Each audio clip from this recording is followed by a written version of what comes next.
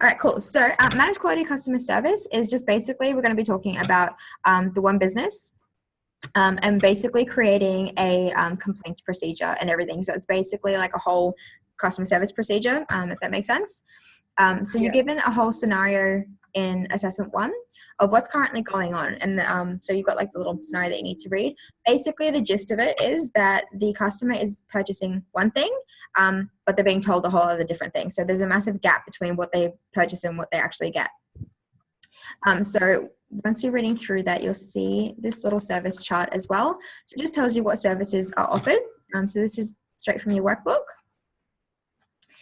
So you've been at the Tri Fitness as the new National Administration Manager. In your first week, you've already had 6 members call you who have complained that they purchased one of your services, but it just hasn't, like, there's just a massive gap between what they're actually getting. So basically what you need to do is just break down that first scenario, just find out what the actual issue is. So, you know, what was the service that they actually purchased? What's the problem that's going on?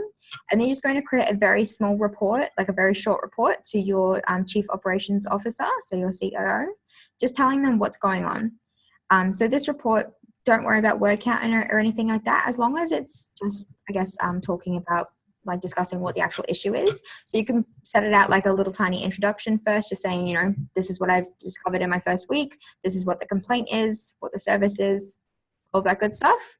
And then you just need to discuss 2 important little dot points there, which is your importance of your customer service standards. So you just want to address them to make sure that you're really discussing why you have customer service standards and why they're so important. It's basically just showing that you've got a really clear understanding of meeting the expectations and how to address customer complaints, really. Does that make sense? Yeah. Awesome.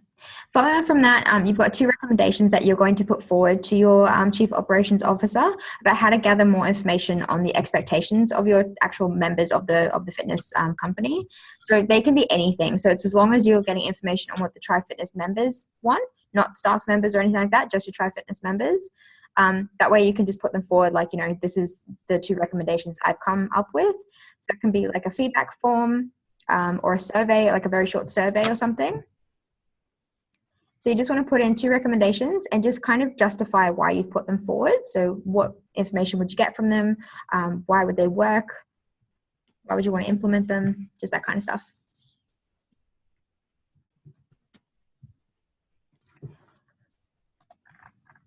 As part of the first little report as well. So yeah, your report could maybe only be like maybe 300 words or something, if that. Just depends how much you want to write. As long as those points are covered, you're fine. As following on from that as well, you just want to put forward a draft of one of your recommendations. So you can do up a fake feedback form or survey. It doesn't need to be a fully completed one, just something that we can get an idea of the questions that you would ask and the layout of it, I guess. Just as a draft of, you know, I've attached a draft of this survey, feedback form, whatever you want to put in, and, you know, just see below, so then we can have a look at it. Any questions on that first part? How much detail, like, how detailed do the information of the members need to be? How detailed does it need to be in order to do the recommendations to a satisfactory standard? So the actual draft or the actual report? Both. Okay, so with the report, you just want to be able to detail the actual importance of everything. So it's more about justifying why you've created this. It more is like a stepping stone to be able to make sure that it doesn't happen anymore, the issue between like buying something and getting something completely different. So you just want to make sure that you've got a lot of detail on the importance of having customer service standards and then why you've chosen these 2 recommendations.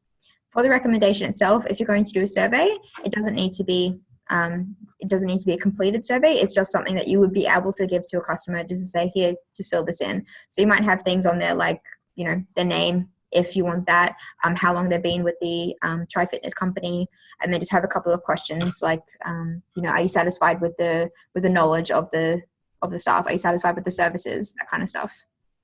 Okay. Yeah. Cool. Yeah. So the trick with this one is just don't overthink it. It's a very simple, just a very simple report of this is what I see, this is what we're doing. So you don't need to go into a whole bunch of detail around it. It's just the very basics of this is it. Same thing with the survey, just a very basic survey of just, fill in the details. You can have a sliding scale. I'll probably recommend a sliding scale of with the questions. So you can have your question of, are you satisfied with the services provided by Try Fitness, and then you'd have your sliding scale of totally agree to totally disagree, or however you want to put it. I didn't know what you meant by sliding scale at first. So yeah, like if any sliding scales where they have more than one option to answer for. Yeah, it's like strongly agree to strongly disagree. It's like strongly moderate. Yeah, absolutely. Because if you just write yes or no, they might click no or something, but it could be, a whole other level of it instead of just a very closed question. Yeah.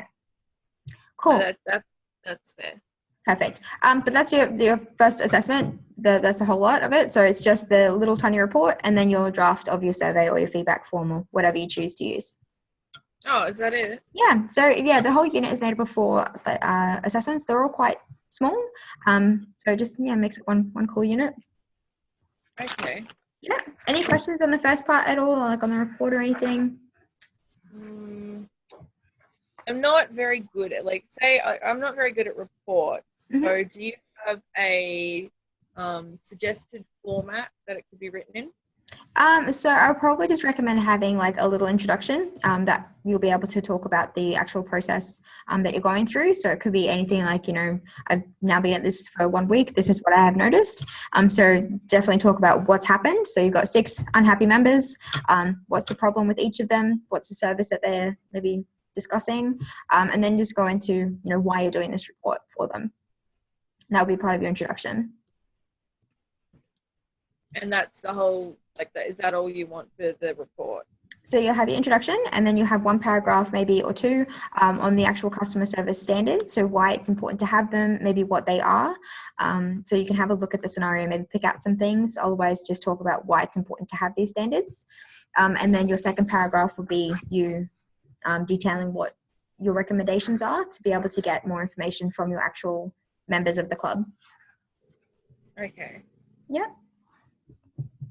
So then you detail in that paragraph what your 2 recommendations are, and then maybe give a little bit of like a justification on why you're using those 2 particular methods of collecting information. Yeah. Cool. Okay. If you want to, you can put in like a little conclusion as well. Otherwise, you can just, sign it off with a please see attached for a draft that I've done up of this particular recommendation, and then just let that kind of talk for you as well. It doesn't need to be a very formal report or anything. I'd see it more of like a kind of like an email just to touch base. Okay. Yeah. Okay. So don't stress too much on format or anything like that. All right. Cool. Alrighty. Okay. So assessment 2, we're just going to assume it kind of follows on straight from assessment 1, like you've done up your very fancy survey. It's been sent out and now you've been given your responses back and everything else. So in the first part here, you'll see your survey results. It will tell you a couple of points about the percentages of people. So for example, 81% agreed that the Try Fitness provides quality services. You got 51% agreed the information that they need is available. So you've got those kind of things there, but there's a few that is quite negative responses. Yeah. So basically what you want to do here is you're going to identify 3 areas of improvement. So all you want to do is just grab a couple of 3 of the percentages and why they're negative. And we're going to look at how we can improve that. Okay. So for this one, there's a planning template that you'll be using. It looks like this. Oh, that thing. Yep. Okay. Cool. So what you're going to do here is just pick the activity that needs to be improved on. So it can be the 49% people have agreed that it's easy to gain access, which means that there's 51% of people who disagree with that statement. So then you'll be able to put in your task or activity. All you have to do here is really copy and paste that percentage, that line, saying what's wrong. Put that into your task or activity, and then just identify what needs to happen there. So if you're going to say that can we use an example? like 51% of the people agreed that the information that they need is available from the customer service staff. That means, again, 49% of people don't think that it is readily available. So then you'll pop into your task or activity. 51% think that it is available, which leaves room for the 49% thinking it's not available. So then the activity that needs to be improved on is maybe staff training. So maybe staff just don't know about the products or services. Okay. Make sense? Yeah, no, that makes sense. Cool. Awesome. So in the first part, it'll be something like staff training. Then you're going to go on to what resources are required. So what do you need to have to be able to fix that problem? So if you're going to have staff training, what kind of things do you need to have in place for that? So it can be any resources, whether it's, financial, physical, human resources, anything like that. So you can have things like presentation material, handouts or anything. It might be a new training procedure, whatever it is. So you just want to dot point them in there. It doesn't need to be big sentences or anything, just dot points. Then you've got who will be involved. So who's going to be part of this staff training? Is it going to be all of the staff? Is it going to be selected staff? Is there anything that needs to happen with the managers or anything like that? So who's going to be involved? Okay. Yep. Then with the strategies to implement, you've got really basically what strategy is required to address the activity or the improvement. So what kind of things will you do? So if it's staff training, is it going to be monthly staff training? Is it going to be conducted in work hours? Is it going to be on the weekends? How often is it going to happen? Okay, got it. Yeah. And then the monitoring methods is just going to be like basically how's the strategy going to be monitored? What information do you have available to you to make sure that it's working? Is there any evidence that you need, like documented evidence to say that this training has happened? So it could be anything like performance appraisals, questionnaires, any kind of mystery shoppers, anything like that, anything that you can say, yep, this is improved. But you want it to be like a documented evidence, really. It's being monitored. Yes. And to say that it's been improved upon. So yeah, performance appraisals is a really good one because you can see whether they've improved from the last time to now. Oh, okay. Cool. The timing is just going to be when does this need to be implemented? So you can have, ASAP, ongoing, a specific date, whatever you want to write there. Could be anything. Anything. Yeah. Within reason. Yes, within reason. Yeah. Okay. All right. I got that. Cool. So you just need to pick 3 things and then just follow that format for each of them. Okay. Cool. And this template, you can download from the site, yeah? Yeah, so this template is available on your LMS. It should be like when you click onto your main unit page. It's called the planning template for assessment task 2. Okay. So when you get it, I find that these, the tables, I did it with my previous, what I was doing, manage personal work priorities and professional development. Yeah. I had tables where you had to fill in a lot of information, and I ended up just doing it in headings and dot points because the tables aren't big enough. Okay, yep, they should expand as you press enter and stuff, but... It does, but because there's 7 across, yep, and like 4 down, mm-hmm. The more there are across, the less space there is. Yeah. So if I wanted to do like 6 dot points in the first, column, mm-hmm. the first column, I couldn't do 6 in the second or the third or fourth because it won't look right. Yeah, it'll split between pages. Yeah, so I find it easier to just do a heading and then dot point it. Yeah, okay, that's fine. Yeah, that's all right. Yeah, however you want to set it out is fine. As long as the information's in there and the headings are pretty clear, then that'll be fine. Yeah, no problem. Cool. Any other questions about assessment task 2? It's all really kind of self-explanatory. Yeah, that's basic. This is legit just task 2. That's all you have to do is just fill in the table. Is that table? Yeah. Oh, that's easy enough.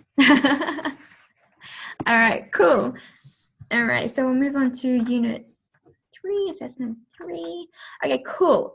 So this one, you get another template to complete here. It's called a procedure template. So basically all that's going to happen here is that you're going to create a actual complaints procedure. So I normally, like if you've ever worked in retail, hospitality or anything like that, there was always a complaints procedure in place. And it normally has the steps of, you apologize to the customer, and you talk to them about what the problem is, you repeat back the problem to make sure you've understood it, all that good stuff. You can basically just use your own experience for this as well on what you think a complaints procedure needs to happen. I do work in retail. I work at Subway, and I do, like, the complaints we get are some things that we cannot control. It's a lot to do with set formula that we have for making the sub. If a customer wants a little bit of extra this or that, that's fine. We give it to them. Yep. Anything that needs a surcharge, we tell them it has a surcharge, and it's a surcharge. And I've had a couple of instances where people from different states have come in and they're like, this is the most expensive sub we've ever brought. I'm like, I'm sorry that that's the case, but I don't control the prices. Yeah. They talk to the manager. The manager doesn't control the prices. I don't really have any other examples to go on for that, other than the fact because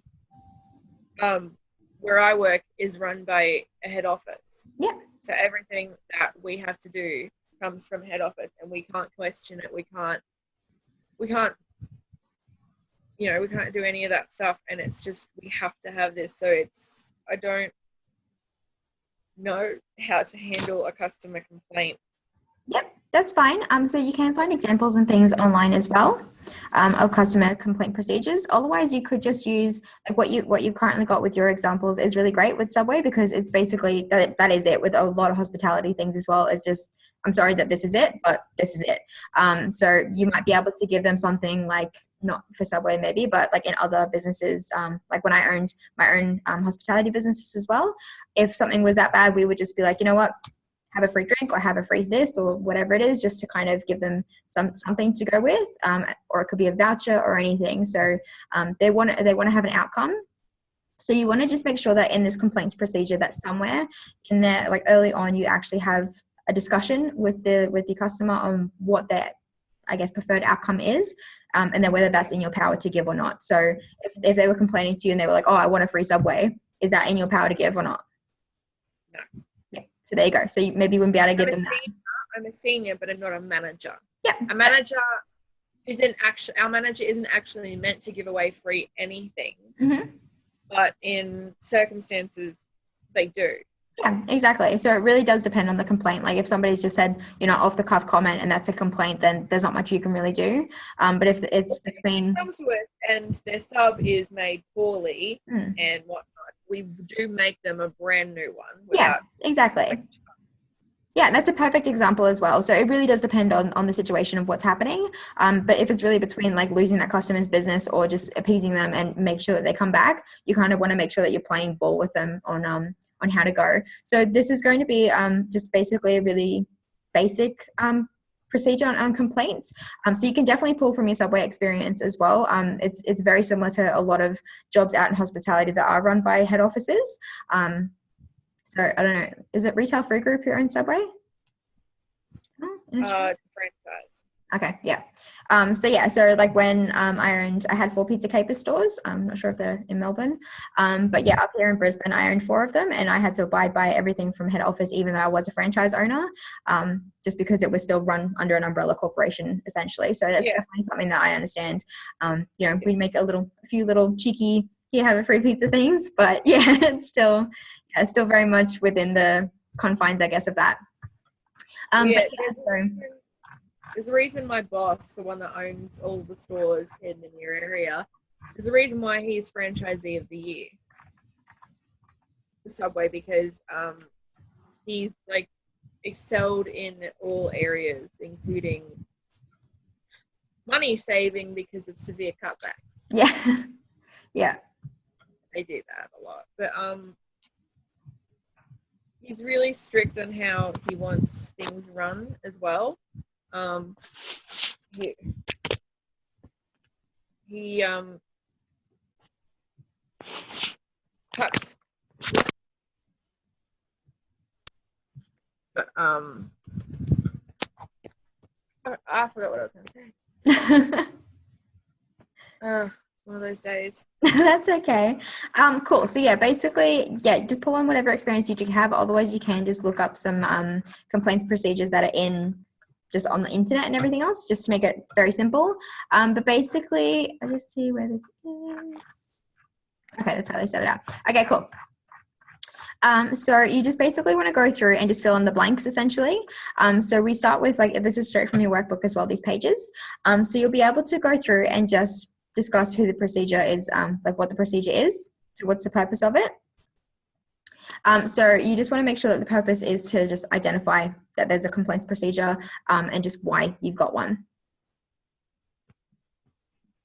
So it could be anything like saying that, the purpose of the procedure is to ensure that all complaints are reported and investigated, and that they all have a desired outcome, really, that they're all resolved. Okay. All right. Got it. Cool. Awesome. So just purpose of the procedure is to blah, blah, blah. Then you've got the scope. So that's who it's applicable to. So who is covered by this complaints procedure, who needs to abide by it. So you can have anybody like your staff, management, customers, any members at all of the Try Fitness company. You don't need to talk about all of them, just maybe mention a couple, and that it's applicable to them. Okay. All right. Got it. Cool. Awesome. Now the flowchart is optional. You don't have to put it in, but if it simplifies the procedure, or if you're a visual person like I am, I like to have something that you'll be able to put on a wall or something to say this is where we go all the way down. So you've got an example in your workbook of this. So you would have in the first box there, like, receive the complaint, move on to, apologize, blah, blah, blah. Next one, resolve. Next one could be follow up. Yeah. Yeah. If you don't want to include one on your online submission, you don't have to. Just make sure that you just delete the flowchart out of your title page and this area, just so I'm not looking for it. Okay.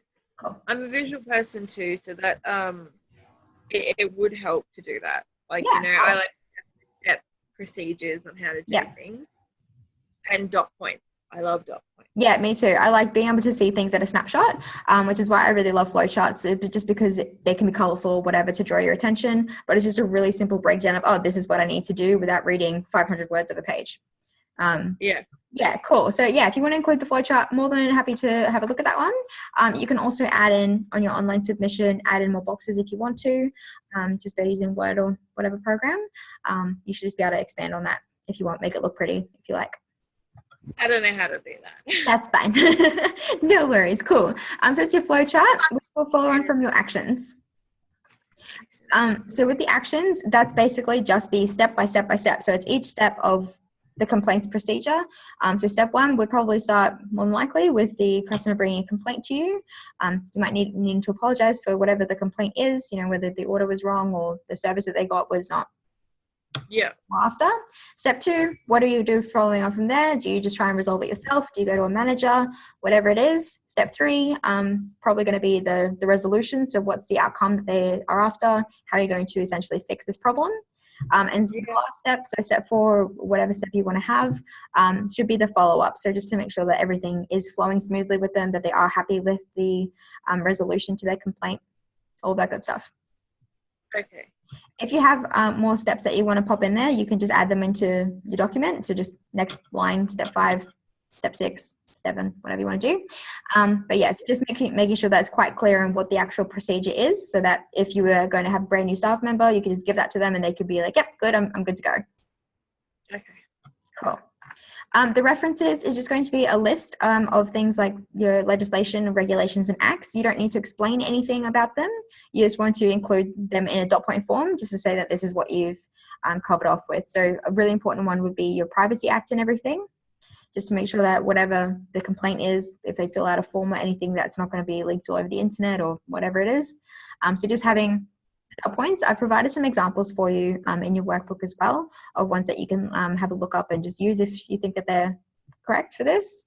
So just a point procedure, definitely not a big thing. Okay. Cool. I don't know a lot of these acts. Will that matter? No, so that's fine. So you can just like Google them and everything as well, just to make sure that it is correct. And you can also have a look online about any kind of legislation that would, I guess, be affected by or would rule a complaints procedure. So, okay. Yeah. All right. Yeah. So all of these dot points you would recommend like are relevant to this particular scenario. Yes. Okay. So I'll definitely look those up. Yeah, absolutely.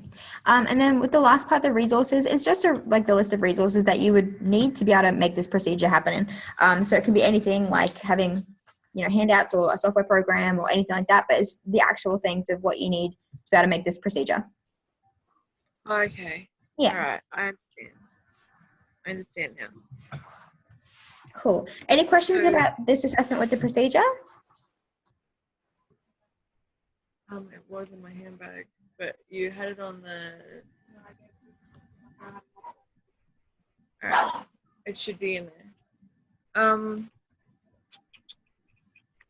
Any questions? I haven't had a good look at this quite just yet. With this scope, right? Yeah.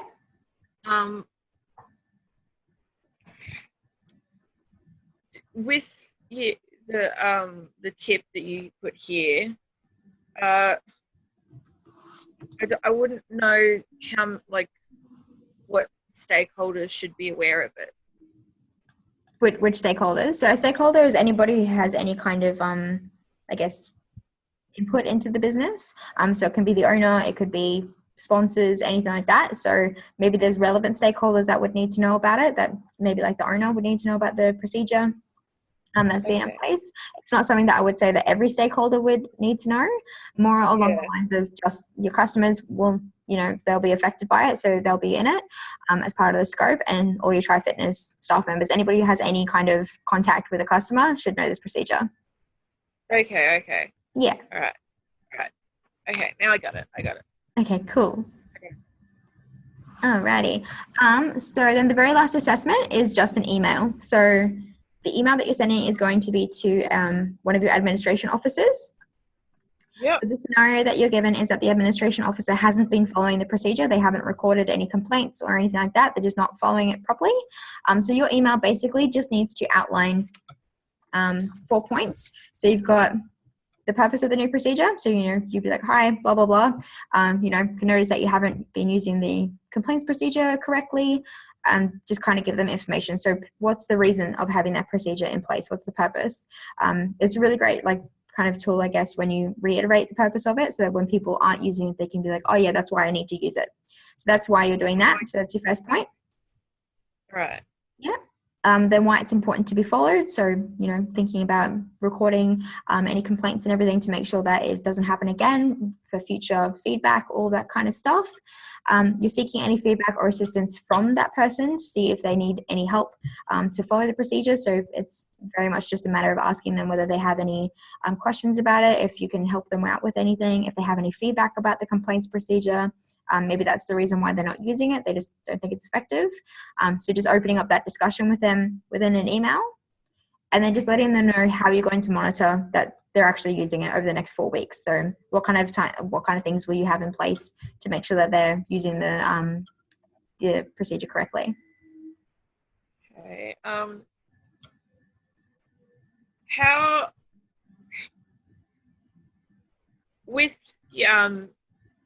opening up the conversation with them about why it's important that this is all followed up. Mm-hmm. I find it a little difficult to imagine that I'm opening up a conversation with someone and I have to write the question to them or the opener without knowing if what their response could be. Okay. So yeah, that makes sense. So yeah, you want to be able to have that in mind of what their response will be before you actually ask the question. Yeah. So basically this is just if you're putting yourself in the shoes of a manager and you're just sending this to an administration officer, you just want to kind of touch base with them on, if you instead of placing a question, maybe a statement. So like having that open kind of statement of like, if you feel that this is not, if you have any questions or anything, or if you feel that this is not effective, I'd be open to having feedback from you. So you're not really asking a question to get a response. It's just opening up that conversation for if they feel like emailing you back and saying, yep, actually on that note, I've got, this kind of feedback for it. I don't feel it's effective because of this point, or this point. That way, in your like scenario future mind, you'd be able to actually have a discussion about it. So this email is more about, if you think about it, like just touching base with them.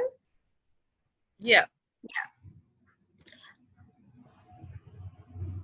So if you open up the email, your first little point should be the purpose of the new procedure. So you can start it off with just saying, it's really important that you understand this procedure, and then why, as well as why it's important. You can kind of collate those 2 points into one paragraph, if you will, just because they follow on straight from each other. And then having that option, I guess, of, if you feel that you don't understand the procedure or you would like to, give me any feedback for it, we can always organize a time to catch up, all that kind of stuff, just opening that dialogue up that way. Yep, that makes sense. Cool. With the how will you monitor the implementation, you just want to kind of end the email, I guess, like kind of wrap it up with just saying that, I'll be monitoring the implementation of this procedure to determine its effectiveness by looking through the complaints role, whatever it's going to be, the register. Basically just, talking about how you're going to know that they're actually doing it or not. How would you monitor it? So you could monitor the procedure if it's actually being completed and everything through their manager. If you want to talk about performance appraisals and stuff, observation checks, whether they're actually doing it, you can have a look at your like the actual complaints log. So have they actually put anything in, and then checking that against any other communications as well. Okay. So if they're using it correctly, they should be logging every complaint that comes through, especially because you know that there is an existing problem. So it can be something that could be easily checked against whether they've, if they received a phone call, yes, maybe told their manager that there's a complaint, but there's nothing in the complaints log. Clearly, they're not doing it properly. Okay, yeah, that makes sense. Okay. Next point. Cool. That's it. That's it? Yeah, there's only 4 dot points for that email. Once the email is done, then that's it. That's the whole unit done.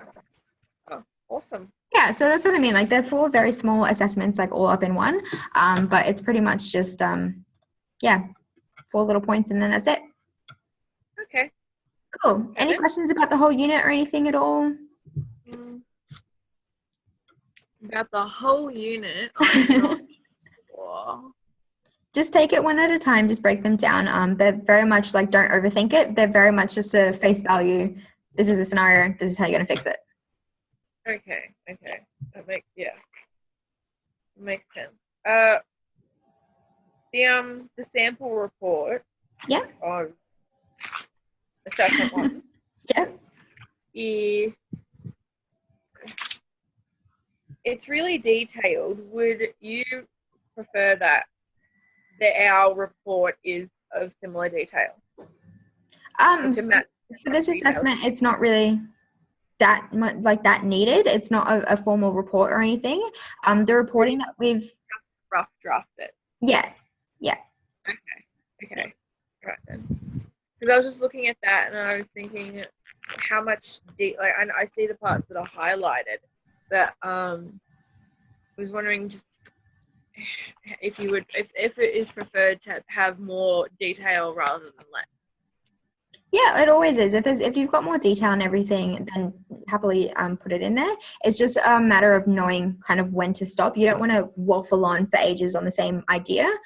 So especially with a kind of report like this, where it's more of a, this is the problem, this is what I think should happen, this is why it's important. It's very much just a cut and dry face value kind of assessment. The reporting we've given you there, is more of a resource that you can use later on, because in term 2, you do have another report that you need to write, which is really quite detailed. So it's definitely a resource that you can kind of go back and forth and look at that way. All right then. Okay. Yeah. All right. Yeah, I think I got it now. Awesome. Cool. If you do have any questions or anything at all, feel free to email me, text me, call me, whatever you want to do. And I think we've got our 2:30 tomorrow as well, or 3:30 for you, 2:30 for me. What? Is that right? I responded to your email? No. You didn't get that yet? You responded. I didn't know I had one tomorrow. Oh no, it's not a webinar. It's just I think you asked me for extra help. I'm sorry. I replied to. I read that email before I had my morning coffee. That's okay. So I've got some time. 3:30 your time. 2:30 my time. 3:30 your time. 2:30 my time. All right, got it. Okay. Got it. I've emailed you with the time and everything for your time. So if you do forget, otherwise I'll just text you tomorrow and be like, "Where you at?" It's like, yo, call me. Pretty much. Well, if I respond with yes, it'll put it in my phone and give me a reminder 10 minutes beforehand. Oh, that's good. Okay. I don't know technology. Like, I don't understand it. Okay. Well, I might actually just do that now and just send you a invite. Hold up. Right. Oh no, it's right there. Yep, there it is. Yeah. So you sent it at 8:59 This morning. Yeah. Oh no, it didn't, because it wasn't a respond with yes or no. Oh, this might be it. Yeah. Yes. Cool. So put it in my phone for me. Awesome. If you have something on tomorrow and the time doesn't work, just send me a text message or an email and I'll just reschedule you in. That's fine. Okay. Well, I don't think I have anything to do tomorrow except study. Awesome. Great. Exciting day ahead. Yes. Head in the books, literally. I know, it'll be good. All right, perfect. So any other questions before I love you and leave you? No, I think we covered it all. All right, perfect. Thank you very much. That is all good. I shall talk to you tomorrow. All right, talk to you tomorrow. All right, see ya. Bye.